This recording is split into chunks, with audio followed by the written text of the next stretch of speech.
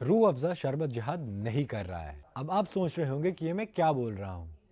आइए समझते हैं। ये कहानी असल में चंद रोज पहले शुरू हुई थी, जब योगा गुरु रामदेव ने कहा था कि सॉफ्ट ड्रिंक्स और शरबत जिहाद के नाम पर टॉयलेट क्लीनर्स बेचे जा रहे हैं। अगरचे उन्होंने किसी खास शरबत का नाम नहीं लिया था, लेकिन सोशल मीडिया पर फौरन लोगों ने इसे शरबत रूह अफ़ज़ा को निशाना बनाने की कोशिश करार दिया। वायरल होने वाले वीडियो में बाबा रामदेव ने इल्जाम लगाया था कि शरबत जिहाद वाले अपने मुनाफे से मसाजिद और मदारिस तामीर कर रहे हैं। उन्होंने ये इल्जाम आयद करने के बाद लोगों को मशवरा दिया कि वो बाजार में दस्तयाब शरबतों की बजाय उनकी कंपनी पतंजलि का गुलाब शरबत खरीदें। बाबा रामदेव के इस बयान के खिलाफ रूह अफ़ज़ा बनाने वाली कंपनी हमदर्द ने दिल्ली हाईकोर्ट से रुजू किया था। मंगल यानी 22 अप्रैल के रोज जस्टिस अमित बंसल ने शरबत जहाज से मुतल्लिक बयान को अदालत के ज़मीर के लिए झटका और नाकाबिले दिफा करार दिया है। इसके बाद बाबा रामदेव ने कहा है कि वो रूह अफ़ज़ा वाली वीडियोस और सोशल मीडिया पोस्ट को हटा देंगे। इंडिया में एक मरतबा फिर गाय के पेशाब और रूह अफ़ज़ा के हवाले से डिबेट नजर आ रही है। इसकी इब्तिदा तब हुई जब एक सहाफ़ी ने हुक्मरान जमात भारतीय जनता पार्टी के लीडर नीतीश राणे से एक सवाल पूछा कि गर्मी आ गई है, आप इससे मुकाबले के लिए क्या पी रहे हैं,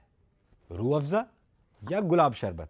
इसके जवाब में नीतीश राणे ने कहा कि वो गौमूत्र यानी गाय का पेशाब बहुत पीते हैं क्योंकि ये सेहत के लिए बहुत फायदेमंद है। सोशल मीडिया पर काफी सारे लोग रूह अफ़ज़ा की तरफदारी करते हुए लिख रहे हैं, आप गाय का पेशाब पिए, रूह अफ़ज़ा हमारे लिए रहने दें।